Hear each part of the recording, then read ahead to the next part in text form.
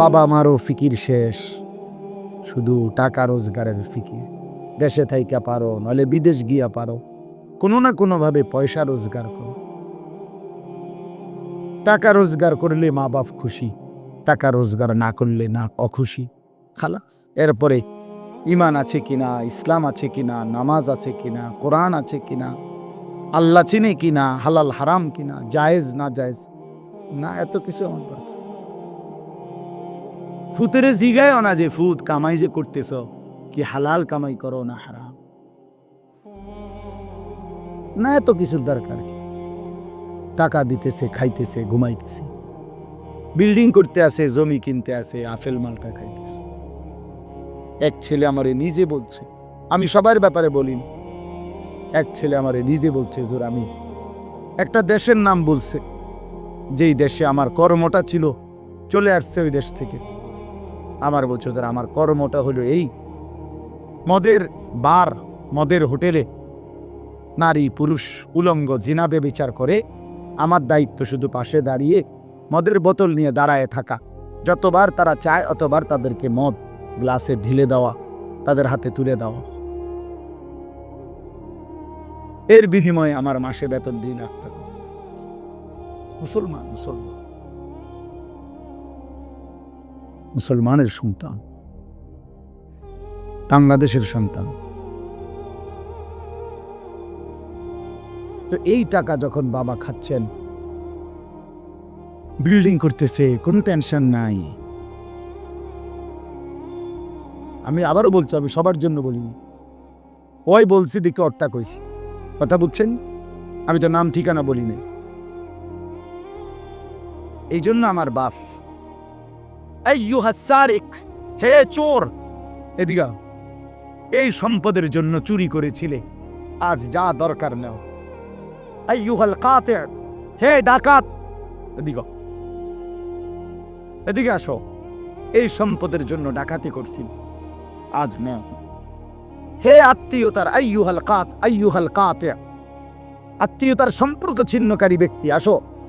এই জন্য ভাইয়ের সাথে যুদ্ধ করছো, বোনের সম্পদ নষ্ট করছো, চাচারে সম্পত্তি দাও নাই, এর জন্য, এই দুনিয়ার জন্য নাও, এখন নাও, এখন যা লাগে নাও।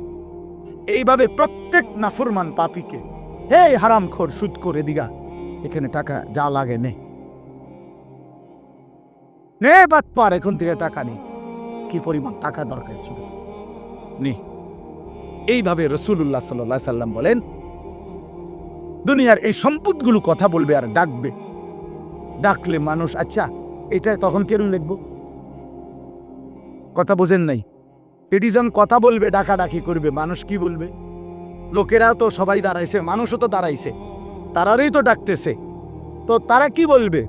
ওয়াকালাল ইনসানু মা লাহা, আল্লাহ নিজেই বলতেছে, লোকেরা তখন মানুষগুলো বলবে মা লাহা, এটা কি হলো, আরে এটা কি কারবার, এগুলো কথা বলে কেমনে, এগুলো কি কয়, এরা আমার চিনলো কেমনে, আমি যে সিটার, আমি বাটফারে চিন্তা লাইল, ইন্নারিল্লাহ, একেবারে পুরা ধরা অনবিচার আচার কিছুই শুরু হয়েছে না, এখনই বেইজ্জতি, বাকিটা তো অবস্থা খারাপ। মানে অর্থাৎ মানুষগুলো অবাক হয়ে বলবে মা লাহা, কি হলো জমিনে, কি হলো এগুলোর, এরা এমন করছে কেন, এরা কথা বলছে কেন? আল্লাহ বলেন, ইয়াউমাইদিন তুহাদ্দিসু আখবারাহা, আল্লাহ তাআলা বলেন, বান্দা হে কি দেখছো হবে, এই মাত্র দেখলা স্বর্ণ রৌপ্য টাকা পয়সা কথা বলে, এখনে না দেখবা আসল খেলাটা। ইয়াউমাইদিন তুহাদ্দিসু আখবারাহা, আল্লাহ বলেন এখন দেখবা সরাসরি এই হাসরের মাঠে তোমার সামনে, তোমার পায়ের নিচের জমিন, তোমার পুরা জিন্দেগির কথা, তোমার যত তথ্য, ভালো কিংবা মন্দ, নেক কিংবা গুনাহ, তোমার সমস্ত কিছু, রাতের কিংবা দিনের, একাকী কিংবা প্রকাশ্যের, গোপন কিংবা আড়ালের, আল্লাহর কসম জমিন সবটা এখন তোমার সামনে বলে দিবি। ইয়াউমাইদিন তুহাদ্দিসু আখবারাহা, রব্বুল আলামিন বলেন জমিন সবটা কথা বলে দিবে, ভালোটাও মন্দটাও, আলোটাও অন্ধকারটাও, একাকীও অন্ধকারেও, প্রকাশ্যেও, সবার মাঝেও সব বলে দিবে। রাতের চুরি বলে দিবে, রাতের তাহাজ্জুদ তাও বলে দিবে, মদের আড্ডার কথাও বলে দিবে, জুয়ার আড্ডার কথাও বলে দিবে। সারা রাত যুবক উলঙ্গ ছবি দেখেছ, আল্লাহর কসম সেটাও বলবে।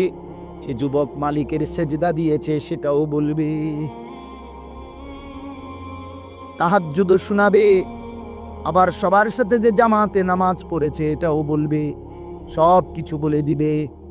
আল্লাহ বলেন, যদি মানুষ ভাবতে চাও জমিন কিভাবে কথা বলে, স্বর্ণরৌপ্য কিভাবে কথা বলে, আল্লাহ বলেন বিআন্না রাব্বাকা আওহালাহা, আল্লাহ তাআলা আদেশ করেছেন বলেই কথা বলে। আল্লাহ বললে, হুকুম করলে আল্লাহর গোটা কায়নাত, গোটা সৃষ্টি জগৎটাই কথা বলে। ওয়াশাহিদা আলাইহিম সামউহুম ওয়া আবসারুহুম ওয়া জুলুদুহুম বিমা কানু ইয়ামালুন। আল্লাহ বলে, হাসরের ময়দানে বান্দা, তোমার কান, তোমার চোখ, তোমার সারা দেহের চামড়া, জুলুদুহুম, তোমার সারা দেহের চামড়া হাসরের ময়দানে তোমার পুরা জিন্দিগির কর্মকাণ্ড বলে দিবে। চামড়াগুলো বলবে, চামড়া, মানুষের শাহওয়াত চামড়া। এই জন্য সমস্ত যৌনতার ঘটনা, অসভ্যতার ঘটনা শরীরের চামড়া বলে দিবে। মানুষের শাহওয়াত চামড়ায়। কথা বুঝছেন কিনা? হ্যাঁ, চরমে চামড়ার মধ্যে শাহওয়াত, কামনা, বাসনা, যৌন চাহিদা। এই জন্য যত লোক দেখবেন বিভিন্ন হসপিটালে, যত ডাক্তার চর্মরোগের ডাক্তার, তত লোক যৌন রোগেরও ডাক্তার। হ্যাঁ, চর্ম ও যৌন রোগ বিশেষজ্ঞ। এটা একই বিষয়, একই চ্যাপ্টার। চামড়া মানে আল্লাহ তাআলা বলেন, তোমার চামড়া বলে দিবে কত রাত, কত দিন নারীর প্রতি অবৈধ আগ্রহ, অস্থিরতার, বেহায়াপনার, অসভ্যতা করেছিলে।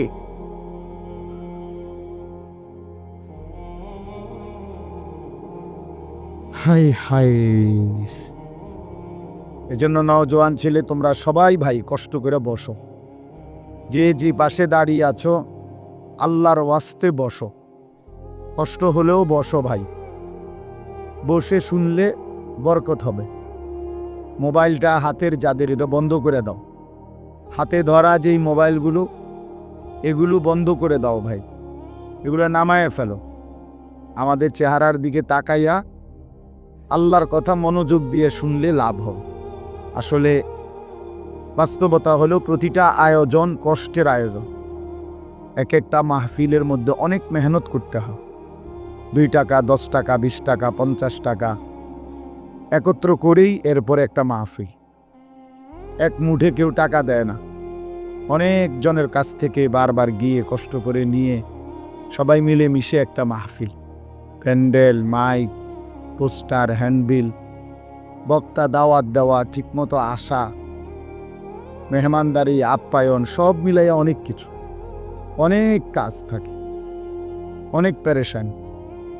আমার মাদ্রাসায় আগামী 14ই ডিসেম্বর মাহফিল। তো গত 1 মাস থেকেই এই পরিকল্পনা, এটা হবে কোথায়, ওইটা হবে কোথায়, বক্তা বসবে কোথায়, শ্রোতা বসবে কোথায়, প্যান্ডেল হইলে কোন দিক দিয়া, এই কত কিছু যে লিখছি আমরা। তা এতে বোঝা যায় যে অনেক কিছু। এই সবটুকু কষ্ট করে যদি শুধু কেবল আসলাম আর গেলাম, কিছুই শুনলাম না, বুঝলাম না, কিছু গ্রহণ করলাম না, তো কি লাভ হলো ভাই? এই কষ্টের এই ইন্তেজামের মধ্যে ফায়দা কি? এই জুয়েল ওর কথা বারবার আমার কাছে বলছে। মাঝখানে আমি গত বছরে খুব সম্ভব ডেট দিতে পারি না, তো আবদার ছিল, আমি এবছর বলছিলাম যে ডেট মিলাই দেব, তো দেওয়া হয়েছে। আসলে সবাইরই ব্যস্ততা, সবাই কষ্ট করেই ইন্তজাম করতে হয়েছে। এই জন্য আমি অনুরোধ করি, সবাই আমরা ছেলেরা, তোমরাও ভাই বসো ভাই। ওই ছেলে বসো না বাবা, এনে বসো, বসো। এই ছেলেরা তোমরাও বসো ভাই, যে কদ্দুরই শুনো, অসুবিধা নাই, যতক্ষণই শুন। ফ্যান যদি বেশি সিফা হয় তো সোজাই আসো, বসো না। অনেকের ফ্যান্টে সমস্যা, এটা এত সিফা যে গোলামের প্যান্ট পিন্দাই দিছে, এই জন্য এটা দিয়ে বসতে পারে। এটা জানুন সব। না না, এটা ঐতিহাসিক তথ্য, মানে দুষ্টামি না। যাদের প্যান্ট সিফা, এটা হলো গোলামের পোশাক, মানে কৃতদাসের পোশাক। হ্যাঁ, এটা হলো আফ্রিকান যাদেরকে দিয়ে পৃথিবীতে কৃতদাসের কাজ করাইতো, অর্থাৎ এই ভেড়া, বকরি, উট, দুম্বা এগুলো লালন পালনের কাজ করাইতো। তো তাদেরকে এরকম সিফা প্যান্ট ফেলে, মানে টাইট, কেন? যাতে বসতে না পারে। হ্যাঁ সত্যি, এটা ঐতিহাসিক কথা। যাতে বসতে না পারে, কাজে যাতে ফাঁকি দিতে না পারে, এই জন্য এদেরকে এই চিপা প্যান্ট এটা পরায় দিছে। না, এটা কোনোভাবেই সুস্থ স্বাভাবিক কোনো মানুষের পোশাক না। সামান্যতম সুস্থতা আছে যার ভিতর, সে এত টাইট এটা পরে কীভাবে? বেচারা হাঁটে কেমনে, বসে কেমনে, পেশাব পায়খানার জরুরত আছে মানুষের।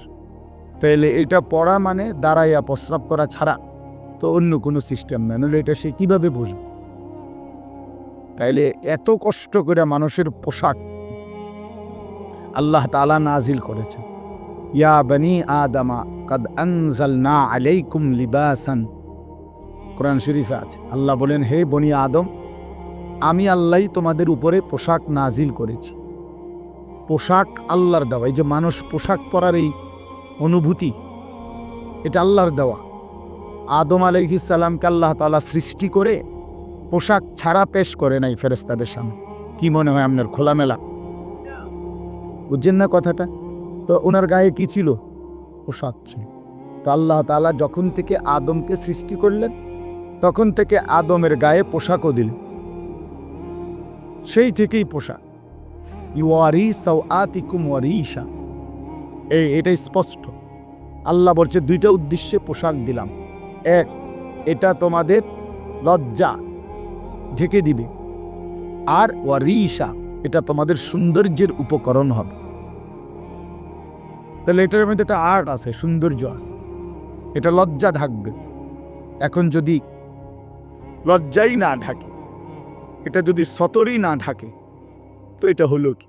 আল্লামা তকি উসমানী দামাত বারাকাতুহুমুল আলিয়া হযরত বলছেন যে কোনো মানুষের, পুরুষের সতর কোমর থেকে নিয়ে, নাভি থেকে নিয়ে হাঁটু, এটুকু জায়গা এভাবে ঢাকতে হবে।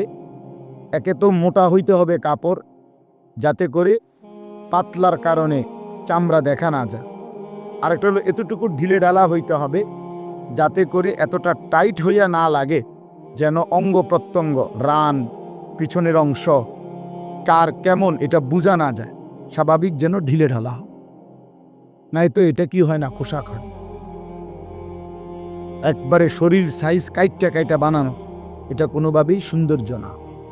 তো এই জন্য এটা একটা গুরুত্বপূর্ণ বিষয়।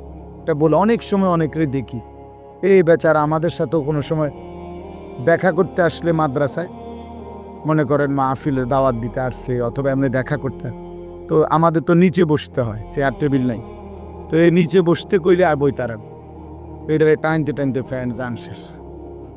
বেচারা নিজেও কষ্টে প্যারেশানিতে পড়ে, আমরাও প্যারেশানিতে পড়ি। এই জন্য স্বাভাবিক ঢিলে ঢালা পোশাক পরা উচিত, একটু যেন করে চলতে ফিরতে আরাম হয়। ভাই তোমরা বসতে না, তাহলে তো চলে যাও বেটা, অপদার্থ কোথাকার, যাও এখান থেকে বেটা, হ্যাঁ যাও। তোমার মতো দু চারজন শ্রোতা না হলে কি ফালতু কোথাকার। এতবার বললাম এটা বসতে ক্ষতি কি? আল্লাহর কথা বসে শুনতে হয়। এটা এতবার একটা কথা বলতেছি, এটা যদি গুরুত্ব না হয় তো এটা কি হলো? বলেন, আল্লাহর কথা বসে শুনতে হয়, এটা তো একটা সার্কাস না। কি বলেন, এটা কি একটা সার্কাস? তাইলে কোরআন শরীফে আছে এটা। মুসা আলাইহিস সালামকে আল্লাহ তাআলা তুর পাহাড়ে জুতা খুলতে বললেন কেন? জুতা খুলে বসবার জন্য। আল্লাহর কথা বসে শুনতে হয়, জুতা খুলে শুনতে হয়, তাইলে নিজের মধ্যে পরিবর্তন আসে। আদব ছাড়া এলেম হয় না। কোরআন সুন্নাহর যে জ্ঞান, এই জ্ঞানের জন্য আদব জরুরি। অন্য পড়ার জন্য এটা এতটা জরুরি। বাংলা, অঙ্ক, ইংরেজি, পদার্থ, জীববিজ্ঞান পড়ার জন্য পেশাব করে ফানি লন লাগে না। বুঝেন না কথা? দাঁড়াইয়া বসুক, বসে পড়ুক, বসে পেশাব করুক, এতে কোনো অসুবিধা নেই। কিন্তু আল্লাহর কোরআন পড়বার জন্য, রাসূলুল্লাহ সাল্লাল্লাহু আলাইহি সাল্লামের সুন্নাহ পড়বার জন্য প্রস্রাব করে ঢিলা নিতে হয়, টয়লেট পেপার ব্যবহার করতে হয়, পানি ব্যবহার করতে হয়, পবিত্র হইতে হয়। হ্যাঁ, আসো আব্দুর রহমান, তুমি এনে আও। না না না, এখানে আসো। তো এই জন্য এটা জরুরি বিষয়। আমাদের কোরআন এবং সুন্নাহর এলেমের জন্য আপনার আদব জরুরি, আখলাক জরুরি, তাহারাত জরুরি। এই যে এখন এখানে একটা, এটা আপনাদের এটা শুধু একটা মহরান, বরং এখানেও তো কোরআন সুন্নাহর ইলম বলার জন্যই ওলামায়ে কেরাম আপনাদেরকে বসাইছে, ঠিক না? তো তাইলে আদব যুগ। মাওলানা ইয়াহিয়া বয়ান করতেছিলেন, হ্যাঁ, আল্লাহ তাআলা, আমি যেটুকু আইসা মাত্র শুনলাম, আল্লাহ তাআলা হাসরের ময়দানে এক কদম পাও বাড়াইতে দিবেন, জিন্দেগির প্রতি ইঞ্চির হিসাব হবে। আন উমরিহি ফিমা আফনাহু, পুরা হায়াত বান্দা কোথায় ব্যয় করেছো বলো আমাকে, আমার দেওয়া হায়াত। ওয়া আন শাবাবিহি ফিমা আবলাহু, শুধু যৌবনটা কোথায় ব্যয় করেছো সেটা আমাকে আলাদা বলো। ওয়া আন মালিহি মিন আইনা ইকতাসাবাহু ওয়া ফিমা আনফাকাহু, প্রতিটি টাকার ব্যাপারে হিসাব দাও দুইটা। এক, টাকাটা কামাই করছো কেমনে, ব্যয় করেছো কোথায়। ওয়া মাদা আমিলা ফিমা আলিমা, যা যা শিখেছিলা, জেনেছিলে, শুনেছিলে, তা কি পরিমাণ আমল করেছ সেটা বল, সেটা বল। এই জন্য এই বিষয়গুলো জরুরি বাফ। রাসূলুল্লাহ সাল্লাল্লাহু আলাইহি সাল্লাম বলেন, এগুলো উত্তর না দিয়ে কোনো মানব সন্তান হাসরের ময়দানে এক কদম সামনে যাইতে পারবে, এক কদম সামনে যাইতে। কোরআনুল কারীমের মধ্যে আছে, আল্লাহ তাআলা বলেন, ফাওয়ারাব্বিকা লানাসআলান্নাহুম আজমাইন আম্মা কানু ইয়ামালুন। আল্লাহ তাআলা বলেন, আমার কসম, মানে আল্লাহর কসম, আল্লাহ নিজের কসম করে বললেন, আমি অবশ্যই তোমাদেরকে জিজ্ঞেস করব, অবশ্যই অবশ্যই সকলকে, আজমাইন, সকলকেই আমি আল্লাহ জিজ্ঞেস করব, আম্মা কানু ইয়ামালুন, দুনিয়ার হায়াতে যা তোমরা করেছি। এজন্য আল্লাহ তাআলার আড়াল হওয়ার কোনো সুযোগ নেই, হিসাবের বাইরে আমরা কেউ না। আল্লাহ তাআলা বলেন, সুম্মা লাতুসআলুন্না ইয়াওমাইদিন আনিন নাঈম। আল্লাহ তাআলা বলেন, আমার দেয়া প্রতিটি নিয়ামত সম্পর্কে অবশ্যই আমি তোমাদেরকে জিজ্ঞেস করব, প্রতিটা নিয়ামত। হাদিসের মধ্যে আছে, আল্লাহ তাআলা জিজ্ঞেস করবেন, নবী সাল্লাল্লাহু আলাইহি সাল্লাম বলেছেন, আল্লাহ জিজ্ঞেস করবেন, আলাম নুসিহ জিসমাক, বান্দা আমি মোট এতদিন তোমার শরীর সুস্থ রাখি নাই, সেইটুকু শুকর কি আদায় করেছ বল। অনুরভিকা মিনাল মা, আমি কি তোমাকে প্রতিবার তৃষ্ণার্ত অবস্থায় পানি পান করিয়ে তোমার তৃষ্ণা নিবারণ করি নাই? যতবার পানি পান করছ, তো এরপরে আমার কি শুকর আদায় করছ বলো বান্দা। আহা, বদনসিব মুসলমান তো আলহামদুলিল্লাহ বলতেও জানেন, পানি পান করে সেটা যে একবার আলহামদুলিল্লাহ বলবে, এটুকু তো জানে, এটুকু তো জানে। তাইলে এই জন্য বললাম, আমরা কিন্তু প্রত্যেকেই আমাদের হায়াত, ইয়াহিয়ার ওই কথার থেকে আমি বললাম, আমাদেরকে উত্তর দিতে হবে। ওয়াকিফুহুম ইন্নাহুম মাসউলুন। আল্লাহ তাআলা বলেন, হাসরের ময়দানে ফেরেশতাদেরকে বলবেন, আমার বান্দাদেরকে দাঁড় করাও, তাদেরকে এখন জিজ্ঞেস করা হবে একজন একজন করে। কুল্লুহুম আতিহি ইয়াউমাল কিয়ামাতি ফারদান। আল্লাহ বলেন, সকলকে আমি আল্লাহর সামনে আসতে হবে একজন একজন। ফারদান অর্থ ওয়াহিদান, একজন একজন আমার সামনে এসে দাঁড়ান, আমার সামনে তুমি একাকী উত্তর দিবা, কোনো দুভাষী থাকবে না, একাকী উত্তর দিবা। এজন্য বাপ আমার, এটা জরুরি বিষয়, আমাদের জন্য জরুরি বিষয়। আমরা যেন আমাদের জিন্দেগির কদর করি। ছেলেরা, তোমাদেরকেও বলি ভাই, হায়াত এই শুধু শুধু কাটাইয়া বন্ধে কোনো ফায়দা নেই। বুট খাইতে খাইতে নষ্ট করে দিলা জীবন, সামান্য মোবাইলের জন্য জীবন। একটা মোবাইলের আর কতই দাম, 12, 14, 18 হাজার টাকা। এই সামান্য টাকার একটা মোবাইল, এর জন্য এত সুন্দর হায়াত শেষ করে দেওয়া, আস্তাগফিরুল্লাহ। এটা ঠিক না। বন্ধুদের আড্ডায় 5 ঘন্টা 6 ঘন্টা জীবন শেষ করে দিলেন। আল্লাহ আমাদেরকে বুঝ দান করেন। এজন্য চলেন প্রতিটা মাহফিলের বয়ান মনোযোগ দিয়ে শুনবেন, জুমার নামাজের বয়ান মনোযোগ দিয়ে শুনবেন। যখনই ওলামায়ে কেরাম কথা বলে মনোযোগ দিয়ে শুনলে ধীরে ধীরে পরিবর্তন হয়। মানুষ একদিনে বদলায় না, এটা আমরাও জানি। একদিনে কোনো জুনায়েদ বাগদাদি হয়ে যাবেন, একদিনে কোনো আব্দুল কাদের জিলানী হয়ে যাবেন। ওনারা নিজেরাও একদিনে হয় নাই, তা আপনি হইবেন কেন? বুঝেন নাই? জুনায়েদ বাগদাদি এত বড় আল্লাহর ওলি হয়েছে একদিনে, তো বাইজিদ বুস্তামি এত বড় আল্লাহর ওলি হয়েছে একদিনে, তো আপনি হবেন কেন? কাজে এইটা কোনো কথা না। কিন্তু শুনতে থাকলে, গুরুত্ব দিলে, আন্তরিকতা দিয়ে শুনলে একদিন আল্লাহ তাআলা বদলেন, পরিবর্তন নসিব হয়। এই পৃথিবীতে অগণিত মানুষ যারা জালেম ছিল, নাফরমান ছিল, পাপী ছিল, হাজারো অন্যায়ের মধ্যে ডুবা ছিল, এমন মানুষও আল্লাহর দয়ায় কোনো একদিন রাত গভীরে, কোনো একদিন দিনের আলোতে, কোনো সামান্য কথায়, কোনো সামান্য ঘটনায় জিন্দেগি বদলায় ফেলছে। পিছনের জীবন থেকে তাওবা করে নতুন জীবন গ্রহণ করছে। আল্লাহ পাকে রাজি খুশি করে জামানার আউলিয়া হয়ে গেছে। এরকম বহু ঘটনা আছে, বহু ঘটনা। এই জন্য আমরা ইনশাআল্লাহ মনোযোগ দিয়ে আল্লাহর কথা, আমার বয়ান না শুধু, সমস্ত আলেমদের বয়ান মনোযোগ দিয়ে শুনবেন। বলেন ইনশাআল্লাহ। কোরআন সুন্নাহর কথা মনোযোগ দিয়েই শুনবেন, দেখবেন বরকত হবে।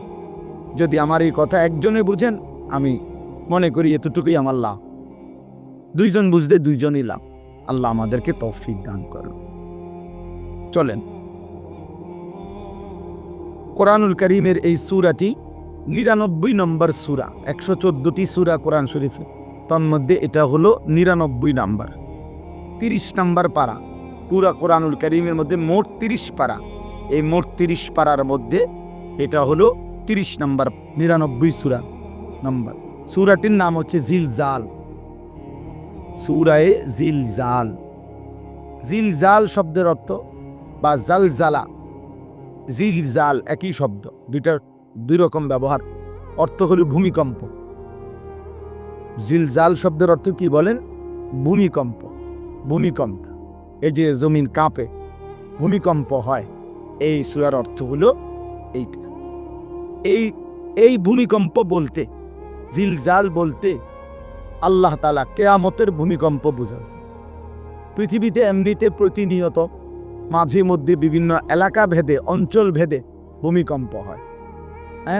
আধা মিনিট, 30 সেকেন্ড, 40 সেকেন্ড, 50 সেকেন্ড, কিংবা তার চাইতে সামান্য কম বেশি এরকম সময় ভূমিকম্প হয়। এতেই বহু ক্ষয়ক্ষতি হয়। যখনই যেখানে কোথাও ভূমিকম্প হয়, তো সেখানে অনেক ক্ষয়ক্ষতি হয়, ঘর বাড়ি বিভিন্ন কিছুর অনেক ক্ষতিগ্রস্ত হয়। কিন্তু আল্লাহ তাআলা বলেন একটি চূড়ান্ত ভূমিকম্প আছে, যেই ভূমিকম্পটা যখন হবে তখন একসাথে আল্লাহর সৃষ্টি পুরাটা জমিন একসাথে ভূমিকম্প, এবং সেটা কতক্ষণ থাকবে সেটা আল্লাহই জানে, সেটা আল্লাহই জানে। এরকম ভূমিকম্প হবে। আর সেই ভূমিকম্পটা হলো কিয়ামতের ভূমিকম্প। অর্থাৎ এই পৃথিবী ধ্বংস করার জন্য আল্লাহ তাআলা তার গোটা সৃষ্টি জগৎকে মউত দিবেন। মৃত্যু 2 রকমের, একটা হলো ব্যক্তিগত পৃথক একক মৃত্যু, আর একটা হলো গোটা আলমের মৃত্যু। সবার যখন পৃথক মৃত্যু হয় তো এটারে বলে মউত। আর গোটা পৃথিবীর যখন আল্লাহর সৃষ্টি সবটার যখন একসাথে মৃত্যু হবে সেটারে কয় কিয়ামত। সেটাই কিয়ামত, ওইটাও একটা মৃত্যু। আসমানের মউত হবে, জমিনের মউত হবে, সূর্য চন্দ্র গ্রহ নক্ষত্রের মৃত্যু হবে, অর্থাৎ সব কিছু শেষ হবে। তো এই যে কিয়ামত, এটা আমাদের ঈমানের অংশ, এটা হবেই হবে, এটা হবেই হবে। আখিরাত, কিয়ামত, এই পৃথিবী একদিন ধ্বংস হবে, শেষ হবে, এটা কোরআনুল কারীমের অসংখ্য আয়াতে আল্লাহ তাআলা বলছেন, বারবার বলছেন, বারবার, যে বান্দা যত সুন্দরী তোমার কাছে লাগে দুনিয়া, যত আকর্ষণীয় মনে হয় না কেন দুনিয়া, একে তো তুমিও থাকবা না, একে তো দুনিয়া নিজেই থাকবে। দুটোটা মনে রাখবে, না তুমি থাকবে স্থায়ী, না দুনিয়া থাকবে স্থায়ী। কোনো টাইমে তুমিও মৃত্যুবরণ করবা, একদিন দুনিয়ারও মৃত্যু হয়েছে, দুনিয়ারও মৃত্যু হয়েছে। প্রতিটা মানুষকে মরতে হবে, এটা আমরা সবাই জানি। কুল্লু নাফসিন যায়িকাতুল মাউত, সমস্ত আত্মা, সমস্ত প্রাণ, আল্লাহ তাআলা বলেন মৃত্যুর স্বাদ গ্রহণ করুন, মৃত্যুর স্বাদ গ্রহণ করুন। কুল ইন্নাল মাউতাল্লাযী তাফিররুনা মিনহু ফাইন্নাহু মুলাকীকুম। আল্লাহ তাআলা বলেন, হে নবী আপনি বলে দেন, ও দুনিয়াবাসী, মৃত্যু থেকে তোমরা যেখানেই পলায়ন করো না কেন, মৃত্যু তোমাদের সাথে সেখানে গিয়েই নিজেই মোলাকাত করবে, সাক্ষাৎ করবে। তুমি ডাকতে হবে না, মৃত্যু নিজেই আসে, মৃত্যু নিজেই আসে। আইনামা তাকুনু ইউদরিকুমুল মাউতু ওয়ালাউ কুনতুম ফি বুরুজিম মুশাইয়াদা। আল্লাহ বলে, তুমি যদি এমন একটা বিল্ডিং বানাও, ঘর বানাও, যে ঘরটা অনেক উঁচা, যে ঘরটার উপর দিয়া কেউ ভিতরে ঢুকতে পারবে না, যে ঘরটার মধ্যে একটা ছিদ্র নাই, একদম আটকানো, তো এরকম একটা ছিদ্রবিহীন সুউচ্চ ঘরও যদি তুমি বানিয়ে তার ভেতরেও তুমি আশ্রয় নাও, তো ইউদরিকুমুল মাউতু, মৃত্যু তোমার সেখানেই পৌঁছবে, তোমার সেখানেই পৌঁছবে। প্রিয় ভাই আমার, বন্ধু আমার, নওজোয়ান সাথীরা আমার, মৃত্যু এক অনিবার্য বাস্তবতা, চিরন্তন বাস্তবতা। এটা গ্রহণ করতেই হবে। হাসলেও মরতে হবে, কাঁদলেও মরতে হবে, সুখেও মরতে হবে, দুঃখেও মরতে হবে। রাজপ্রাসাদ আর অট্টালিকার মানুষটাও মরে যাবে, জীর্ণ কুঠিরে যে লোক থাকে, হ্যাঁ, সেই লোকটাকেও মরতে হবে। জীবনে কোনোদিন দুঃখ দেখে নাই যে, সেও মরে যাবে। জীবনে কোনোদিন সুখ দেখে নাই যে, সেও মরেছে, সব মরেছে। এটাই সত্য, এটাই বাস্তবতা। অতএব মৃত্যু এক অনিবার্য বাস্তবতা, এটা গ্রহণ করতেই হবে। এটা যদি আমরা মনে রাখি, আমাদের জীবন অনেক সুন্দর হইত, অনেক সুন্দর হইত। রাসূলুল্লাহ সাল্লাল্লাহু আলাইহি ওয়াসাল্লাম বলছেন, আকসিরু যিকরা হাদিমিল লাযযাত ইয়ানি আল মাউত। আল্লাহর নবী বলেন, আমার উম্মত, তোমরা বেশি বেশি ওই জিনিসটা স্মরণ কইরো, যে জিনিস তোমাদের সমস্ত স্বাদ, আনন্দ, আহ্লাদ চিরতরে মিটাই দিই, তোমারে চিরস্তব্ধ করে দিই। জলজ্জন্ত মানুষটা আমাদের সামনে হাঁটতো, চলতো, উঠতো, বসতো, ঘুরতো, ফিরতো, হ্যাঁ, সেই মানুষটা মনে করেন আমার চোখের সামনে নাই, তার লাশ আমার সামনে। আহা, সেই লোকটা স্তব্ধ। পৃথিবীর কত মানুষ কত আওয়াজ করতেছে, কত শোরগোল করতেছে, কিন্তু এই লোকটা হাতও নাড়ে না, পাও নাড়ে না, চোখও মেলে না, আর কিছুই করে না। এ কি আশ্চর্য বিষয়! চোখের সামনের এই মানুষটা নাই, কি হলো তার? কে তারে থামায় দিল? কে তারে স্তব্ধ করে দিল? এ তো আমার মতো ঘুরতো, ফিরতো, হাঁটতো। আহ, আমার আব্বারে আমি কত দেখছি, একদিন আমার আব্বা চলে গেলেন। আমার দাদারে আমি কত দেখছি, আমার দাদা একদিন চলে গেলেন। আমার জ্যাঠারে আমি দেখে আসছি, দোয়া করে আসছি, ফুঁ দিয়ে আসছি। এক সপ্তাহ পরে জ্যাঠা ইন্তেকাল করলেন। আবার এক সপ্তাহ পরে আমি গিয়া জ্যাঠার জানাজা পড়াইছি। এই তো বাস্তবতা। যুবক ভাই, তুমিও মনে রাখো, বয়স্ক বাবা আপনিও মনে রাখেন। হাসান বসরি রহমাতুল্লাহ আলাইহি একজন বড় বুজুর্গ ছিলেন। উনি বলতেন, তিনি যখন কোনো যুবককে দেখতেন আর বয়স্ক দেখতেন, তো তিনি যুবকদেরকে বলতেন, ইয়া মা'শারাশ শাবাব, ইন্না যারআ কাদ তুদরিকুহুল আহাতু ক্বাবলা আন ইয়াবলুগা। তিনি উপদেশ দিতেন, হে যুবকগণ, শোনো, সব ফুল, সব ফল, সব গাছ চারা পরিপক্ক পাকা পর্যন্ত পৌঁছায় না, তার আগেই অগণিত ফুল, অগণিত ফল, অগণিত চারা গাছ ঝরে ঝরে। এটা উনি মনে করাইতেন মৃত্যুর কথা। উনি এটা বুঝাইতেন, যুবক তুমি দেখো, একটা আম গাছের মধ্যে যতগুলো মুকুল ধরছে ফুল, সবগুলো আম হয় না। যতগুলো আম ধরছিল ছোট ছোট, সবগুলো বড় পাকা পর্যন্ত যায় না, তার আগেই ঝরে যায়। ঝরেই যায় বেশি, থাইকা যায় অল্প। তার মানে যুবক, কিশোর, তরুণ, এই বয়সেই মৃত্যু হয় বেশি, বৃদ্ধ পর্যন্ত পৌঁছে কম। পুরা বাড়িতে অনেক সময় এমন হয় একজনও বয়স্ক লোক নাই, একজনও নাই। আমার ঘর, আমার বাপ চাচাদের যে ঘর, সেখানে আপনার এখন আমার চাচাতো ভাই, জ্যাঠাতো ভাই, আমার ভাই বেরাদর সব মিলাইয়া আমাদের ছেলে পেলে ভাই বাতিজা মিলে না হয়তো 60-70 জন আছি আমরা, কিন্তু আমাদের একজনও বয়স্ক লোক নাই। আমার দাদাও নাই, দাদিও নাই, জ্যাঠাও নাই, চাচাও নাই, আমার আব্বাও নাই, কেউ নাই। তাইলে কেন এমন হল? তাহলে বুঝা গেল অধিকাংশই ঝরে যায়, কবরে চলে যায়, মৃত্যু হয়ে যায়। এই জন্য ধোঁকা না খাওয়া। আরেকটা হলো, বয়স্ক লোককে দেখলে উনি বলতেন, হাসান বসরি রহমতুল্লাহ আলাইহি, ইয়া মাশারা শুয়ুখ, হে বৃদ্ধগণ। উনি তাদেরকে জিজ্ঞাসা করতেন যে মা ইউনতাজারু বিসসারআ, ইজা বালাগা, যখন কোনো ফসল পাইকা যায় তখন আর বাকি থাকে কি? কি বাকি থাকে? কাটা। কথা বলে না, কি বাকি থাকে? ক্বালু আল হাসাদ, বা কাটাটা বাকি থাকে, পাইকে তো গেছে। তার মানে আপনারা পাইকে তো গেছেন, বয়স তো হয়েই গেছে, আর শুধু মৃত্যুটা বাকি, আর শুধু মৃত্যুটা বাকি।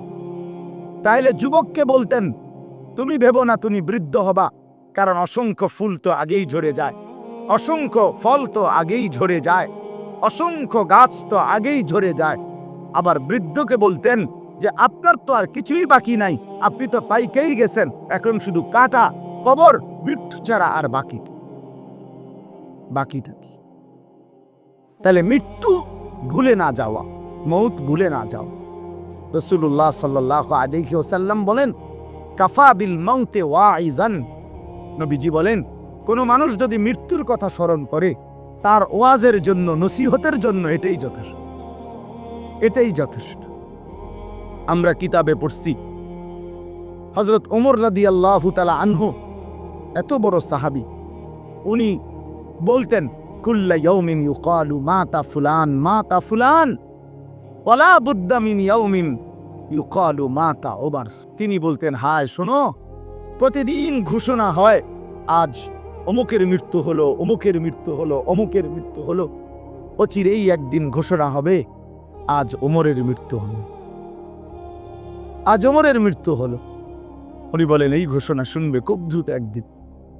এই জন্য বাপ, এই আমাদের ব্যক্তিগতভাবে প্রতিনিয়ত মৃত্যু হচ্ছে, ঠিক এভাবে আমরা তো মরছি, একদিন এই গোটা আলমের মৃত্যু হবে, একদিন এই গোটা সৃষ্টিটাই আল্লাহ তাআলা লুটায় ফেলবে। আচ্ছা, কি আশ্চর্য কথা, এটা কি অবাক করা! এক মিনিট যদি কেউ বিবেক দিয়া ভাবে, যারে বলে কি হুজুর, বলেন কি, এত বড় আসমান ভেঙে যাবে, এই সূর্য খসে পড়বে, চাঁদ খসে পড়বে। আল্লাহ তাআলা বলছে, ইজা সামা উনফাতারাত, আসমান ভেঙে যাবে, ওয়া ইদাল কাওয়াকিবু ইনতাসারাত, তারকারাজি খসে খসে পড়বে, ইজা শামসু কুফিরাত ওয়া ইদাল কাওয়াকিবু ইনতাসারাত। আল্লাহ তাআলা বলছেন, সূর্যটা গুটায় ফেলা হবে, পাহাড়গুলো বালির মতো, তুলার মতো উঠতে থাকবে। ইদা রাজ্জাতিল আরদু রাজ্জা, এই জমিনের মাটিগুলো রেজা রেজা, পাউডার পাউডার হয়ে যাবে। ইদাল বিহারু ফুজ্জিরাত, সমুদ্র, খাল, বিল, নদীর পানিগুলো সব টকবগে উতরাইয়া গরম হইয়া বাষ্পের মতো উড়ে যাবে। না কোথাও পানি থাকবে, না কোথাও গাছ থাকবে, না আসমান থাকবে, না জমিন থাকবে, কিছু না। আচ্ছা, এটা কেমন কথা, এটা কেমন আশ্চর্য বিষয়! এই গোটা আলমের মৃত্যু হবে। আল্লাহ তাআলা কোরআনুল কারীমে বিশ্বাস করেন, অসংখ্যবার এই কথা এটা বলছে, এটা হবেই হবে। ইদা ওয়াকাতিল ওয়াকিয়া, আল্লাহ বলেন এই ঘটনাটা ঘটবে। লাইসা লিওয়াকাতিহা কাযিবা, এই ঘটনা মিথ্যা মনে করার মতো কেহ নাই।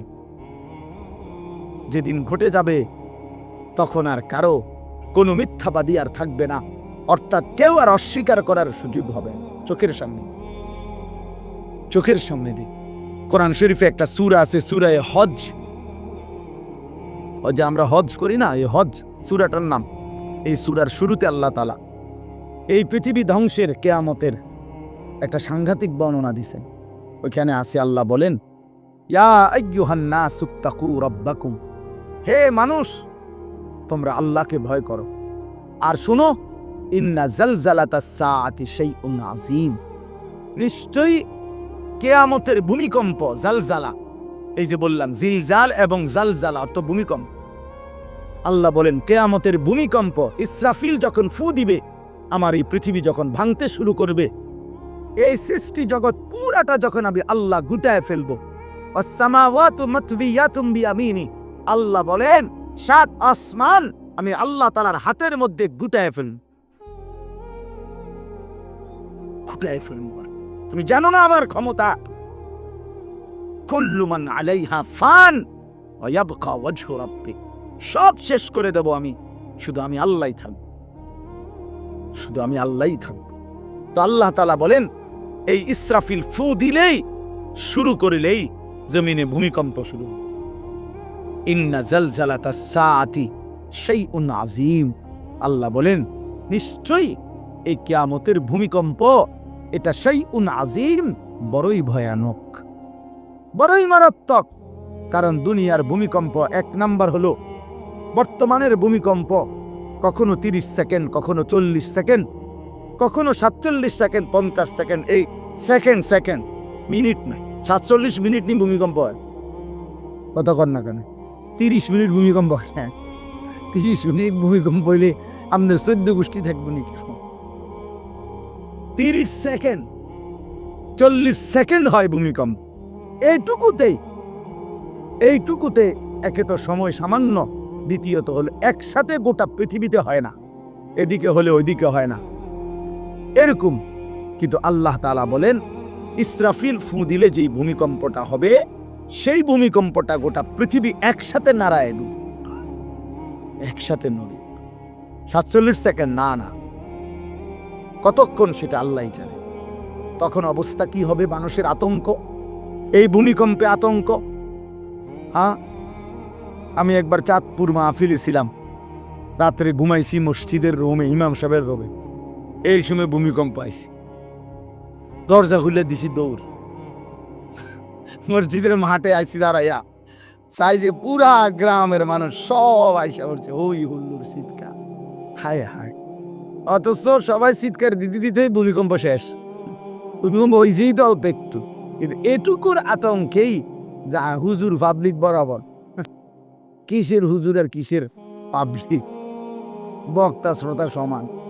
এই এখন মনে করেন ভূমিকম্প হইলে আমরা সব দিন তো আমি এনে বুজুর্গি দেখাই বই, এটা আনবো। হ্যাঁ, আমি একটা বড় হুজুর বেটা প্রধান বক্তা, আমি লড়লে কি মাইসে কি করব, সামনে কি করবেন আমার সময় কো, আমার জান নিয়ে আল্লাহু আকবার। তো এই সামান্য ভূমিকম্প, কিন্তু আল্লাহ তাআলা বলেন ইসরাফিল সিংহা ফু দিলে যে ভূমিকম্প হবে বান্দা, সেটা বড়ই ভয়ানক, সেটা সারা পৃথিবী নড়বে একসাথে। তখন কি হবে মানুষের আতঙ্ক? ইয়াউমা তারাউনাহা তাযহালু কুল্লু মুরদিআতিন আম্মা আরদাত। এই এক নম্বরে আল্লাহ বলেন যে মা তার বাচ্চাটাকে দুধ পান করাইতেছিল, এই কোলের বাচ্চা, দুধের বাচ্চা, আপন মা তার দুধের বাচ্চা ভুলে যাও, ফেলে দিবে, ছুঁড়ে মারবে, আর মা পাগলের মতো দৌড়াংশ। কোরআন শরীফের আয়াত। ওয়াতাদাউ কুল্লু যাতি হামলিন হামলাহা। এবং আল্লাহ তাআলা বলেন যে মায়ের পেটের বাচ্চা 10 মাস পূর্ণ হয়ে গেছে, আগামী 2 ঘন্টা 5 ঘন্টা পরে বাচ্চাটা এমনিতেই প্রসব হইতো। আল্লাহ তাআলা বলেন ইসরাফিলের ফু দিলে জমিন যখন কাঁপতে শুরু করবে, তো এই গর্ভধারিণী মা, গর্ভবতী নারী পাগলের মতো এভাবে ছুটবে, দৌড়বে, নিজের গর্ভের বাচ্চা নিজেই পড়ে যান। ও তারান নাসা সুকারা, আল্লাহ বলেন মাতালের মতো সমস্ত মানুষগুলো ছুটতে থাকবে। ফাইদা বারিকাল বাসার ওয়া খাসাফাল কামার ওয়া জুমিআ আশ-শামসু ওয়াল কামার। আল্লাহ তাআলা বলে চন্দ্র সূর্য আলোহীন হয়ে যাবে, সূর্য চন্দ্র এক হয়ে যাবে। ওয়া জুমিআ আশ-শামসু ওয়াল কামার ইয়াকুলুল ইনসানু ইয়াওমাইদিন আইনাল মাফার। লোকেরা দৌড়বে আর ছুটবে, মানুষ একে অপরকে জিজ্ঞেস করবে, ভাইয়া পালাবো কোথায়, দাঁড়াবো কোথায়? কোথাও তো স্থির কোনো জায়গা নাই, কোথায় দাঁড়াবো? আল্লাহ তাআলা বলেন, কাল্লা লা ওয়াজার, না বান্দা, সেদিন আর কোথাও জায়গা মিলবে না। ইলা রব্বিকা ইয়াউমা ইদিনিল মুস্তাকার, আজকে শুধুই কেবল তোমার আল্লাহর কাছেই আশ্রয় ঠিকানা। এভাবে বহু আয়াত কোরআনুল কারীমের মধ্যে আল্লাহ তাআলা বর্ণনা করছেন। আমার ভাই, তো এই ইসরাফিলের ফু দিলে গোটা আলমের মৃত্যু হবে, ভূমিকম্প শুরু হবে। তো এই ভূমিকম্প কেন হবে? এই কাঁপতে কাঁপতে সমস্ত কিছু ভাঙ্গা একসাথে, এই সব কিছু আল্লাহর সৃষ্টি, সমস্ত কিছুই জমিনের তলদেশে চলে যাবে। জমিন তখন খালি ফাঁকা, জমিনে তখন কিচ্ছু নাই, কিচ্ছু নেই, একটা সুতা মাটির উপরে থাকবে। এই প্রথমবার ইসরাফিল ফু দিলে সমস্ত কায়নাত, ইনসান, জিন, আল্লাহর সমস্ত সৃষ্টি, মাখলুকাত সব জমিনের তলদেশে চলে যায়। মানুষ ও জিন ও অর্থ সম্পদ, স্বর্ণ রৌপ্য, মণি মুক্তা, হীরা জহরত, সব সব সব একটা কাগজের অস্তিত্ব, সব কিছু, গোটা জমিন ফাঁকা। এভাবে কতদিন আল্লাহই জানে, কতদিন আল্লাহই জানে। হ্যাঁ মা ভাই, এরপরে একটা নির্দিষ্ট সময় পরে আবার আল্লাহ তাআলা ইসরাফিলকে জীবিত করবেন, করে আবার আল্লাহ তাআলা দ্বিতীয়বারের মতো ফু দিতে বললেন। এই দুই ফুঁয়ের মাঝখানে কতদিন? নবী সাল্লাল্লাহু আলাইহি সাল্লামের এক হাদিসের মধ্যে বলছে 40। সাহাবীরা ব্যাখ্যা করছেন, মুহাদ্দিসিন, সেই 40টা হতে পারে 40,000 বছর। 40,000। এই জন্য বাপ, একটা কথা হলো, সর্বশেষ যেই লোকটা কবরে যাবে, শেষ যেই ব্যক্তি মরবে পৃথিবীতে, হতে পারে তাকেও শুধু কবরেই থাকতে হবে 40,000 বছর। 40,000 বছর, এরপরে তো আখিরাত। এই 40,000 বছর যদি কবরে আযাব হয়, 40,000 বছর যদি কবরে আযাব হয় ভাই, তখন কি হবে? এবার ভেবে দেখেন, এখন যারা কবরে যাচ্ছে, হ্যাঁ, নূহ আলাইহিস সালামের জামানায় যারা মারা গেছে, ইব্রাহিম আলাইহিস সালামের জামানায় যারা মারা গেছে, নবীজি সাল্লাল্লাহু আলাইহি সাল্লাম তো 1,500 বছর আগে ইন্তেকাল করছেন, 1450 বছর আগে। তো ওই সময়ে যারা মারা গেছে তারা কবরে পড়ে আছে আজকে 1,500 বছর, 1,500 বছর, 1500 বছর। তাহলে নূহ আলাইহিস সালামের জাতি কত বছর থেকে পড়ে আছে? কোথায় নূহ নবী, কোথায় আমাদের নবী? কত ব্যবধান! এই জন্য বাস, শুধুমাত্র কবরের বিষয়টাই তো সাংঘাতিক, আখিরাত তো পরে। শেষ ব্যক্তিটাও যদি কবরে থাকতে হয় 40,000 বছর, তো এখনকার মানুষগুলো আছে কত কাল ধরে। তো এই যার কবরে আযাব হচ্ছে, আহা বাস, সে কি পরিমাণ কষ্ট পাচ্ছে ভাইবা দেখে। কবরবাসীদের রুহের মাগফিরাত, আরে ভাইয়া, একবার চোখ বন্ধ করে 1 সেকেন্ড ভাবেন, আজ আমরা যাদের রুহের মাগফিরাত কামনা করলাম, এই 20 বছরের ব্যবধানে, 30 বছরের ব্যবধানে, 10 বছরের ব্যবধানে, 50 বছরের ব্যবধানে, আবার এর পরের লোকেরা আমাদের রুহের মাগফিরাত কামনা। এটা কি পরিমাণ বাস্তবতা, কি পরিমাণ বাস্তব! এটাকে অস্বীকার করার, না বুঝার কিছুই নাই, মৃত্যুকে না বুঝার কিছুই নেই। কারণ এত বেশি জলজ্জান্ত আল্লাহ তাআলা এটা আমাদের সামনে দেখাইছেন, এত মানুষের মৃত্যু আল্লাহ আমাদের সামনে দেখাইছেন, এটাকে অস্বীকার করার, না বুঝার কিছুই নেই, কিছুই নাই। তো চলেন, এরপরে আল্লাহ তাআলা ইসরাফিলকে আবার জীবিত করবেন। জীবিত করে আল্লাহ তাআলা ইসরাফিল আলাইহিস সালামকে বলবেন, ইসরাফিল, আবার তুমি সিংগায় ফু দাও। এইবার যখন সিংগায় ফু দিবে, তখন ইসরাফিল আলাইহিস সালামের এই দ্বিতীয় ফুতে আবার ভূমিকম্প শুরু। আবার কি শুরু হবে? ও মাঝখানে ভাই, হয়ে ছেলে, অপদার্থ, কথা বলো না, হাসাহাসি করো না, কারো কথা বাকি থাকলে, দুষ্টামি বাকি থাকলে উঠে চলে যাও, বাহিরে আলাদা জায়গা আছে। গাফেল সন্তান কোনো কিছুতেই যাকে কোনো আসর করে না। আহা, আপনারা জানেন না, আপনাদের এক এক ছেলের অবস্থা হলো কলিজাটা পাথর হয়ে গেছে। কোনো কিছুই তার কলিজা নাড়ায় না। এত শক্ত জানোয়ার যে খোদার 365 দিনে কোনো দিন ফজরের নামাজ পড়ে না, একদিনও না। মানুষের বাচ্চা এত বড় জানোয়ার হয় কেমন? আরে তুই কোন মানুষের বাচ্চা?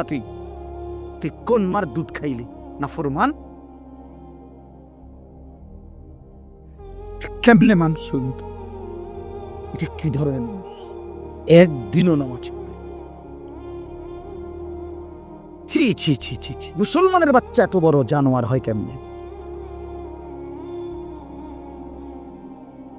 কোনো দিন নামাজ পড়েন 6 মাসে 9 মাসে কোনো দিন বলতে পারবে না নাফরমান কোনো দিন 5 ওয়াক্ত নামাজ পড়ছে কিনা। হায় হায়, এত বড় অসভ্য।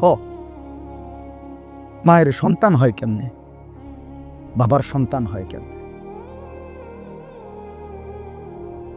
চিন্তা কর। কোনো কিছুই ছেলে পেলেদের হালাত হলে এই পরিমাণ লাগাম ছাড়া কিসের মা কিসের বাবা, কে তার মা কে তার বাপ, কে কি তার ধর্ম, তার আল্লাহকে তার রসুলকে, তারে বানাইছে কে, আসছে কোত্থেকে, কেন আসছে, কি করতেছে, কি করছে, কিচ্ছুর খবর, কিচ্ছুর খবর। আসে হাঁটে, বুট খায়, বন খায়, মোবাইল টিপে, খাড়াইয়া মতে বইয়া মতে, বন্ধু বান্ধবদের সাথে আড্ডা দেয়, মেয়ের পিছনে ঘোরে, অসভ্য অশ্লীল কথাবার্তা বলে। এটা কি এটা জিন্দেগি হলো? মিয়া ভেবে দেখেন। ওফ, কোন সুস্থ স্বাভাবিক মানুষ এমন হয়? বলো ভাইয়া বলো। রাগ করো না বাপ, কে তোমা করে মনে করাই দিবে? কেউ মনে করায় না। হা, বাবা মারও ফিকির শেষ, শুধু টাকা রোজগারের ফিকির। দেশে থাইকা পারো, নাহলে বিদেশ গিয়া পারো, কোনো না কোনো ভাবে পয়সা রোজগার করো। টাকা রোজগার করলে মা বাপ খুশি, টাকা রোজগার না করলে না অখুশি। খালাস।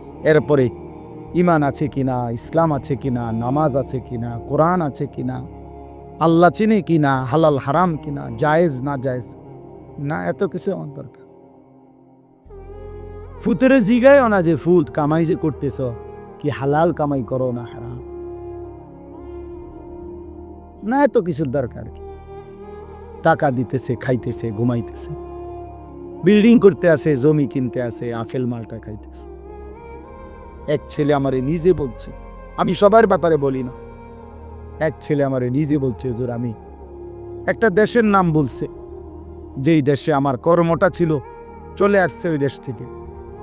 আমার বলছে, হুজুর আমার কর্মটা হলো এই, মদের বার, মদের হোটেলে নারী পুরুষ উলঙ্গ জিনা বেবিচার করে, আমার দায়িত্ব শুধু পাশে দাঁড়িয়ে মদের বোতল নিয়ে দাঁড়ায় থাকা, যতবার তারা চায় অতবার তাদেরকে মদ গ্লাসে ঢেলে দেওয়া, তাদের হাতে তুলে দেওয়া।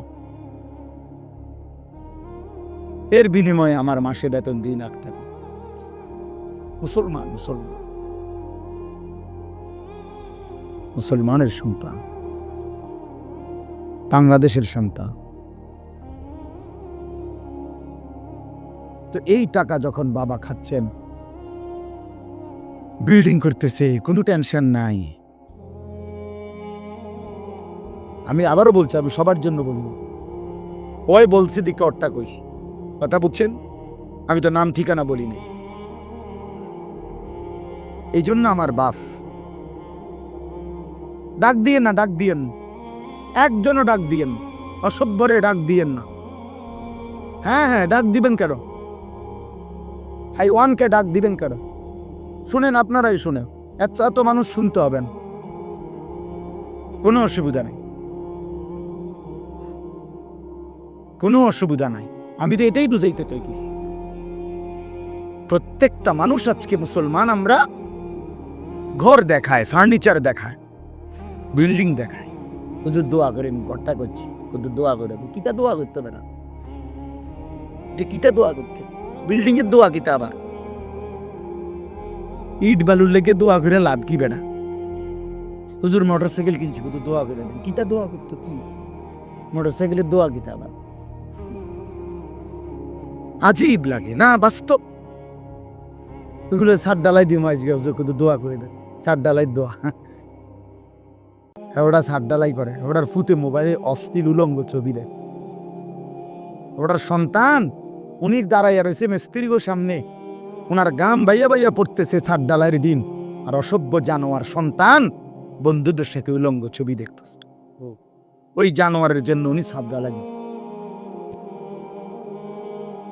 ওই হাইওয়ানের জন্য উনি ঘর করে দিয়ে যেতেছে। উনি কবরে জায়গা ঘর করে দিয়ে গেছে, এর জন্য ঘর করলেন? ছি ছি ছি ছি ছি। আমার দেওয়া ঘরে আমার কষ্টের কমাইয়ে এখানে বসে বসে রঙিন ছবি দেখবে, উলঙ্গ দৃশ্য দেখবে ঘরে শুয়া শুয়া সারা রাত। এর জন্যই আমার জীবনের এই অর্জন, এই ছিল আমার উপার্জনের উদ্দেশ্য। আহ, কতবার বললে বুঝবেন? কেমনে বললে বুঝবেন? কারে বললে বুঝবেন? আল্লাহ মাফ করে দেন। চলেন বাপ, তো বলতেছিলাম আল্লাহ তাআলা ইসরাফিল আলাইহিস সালামকে বলবেন আবার ফু দাও।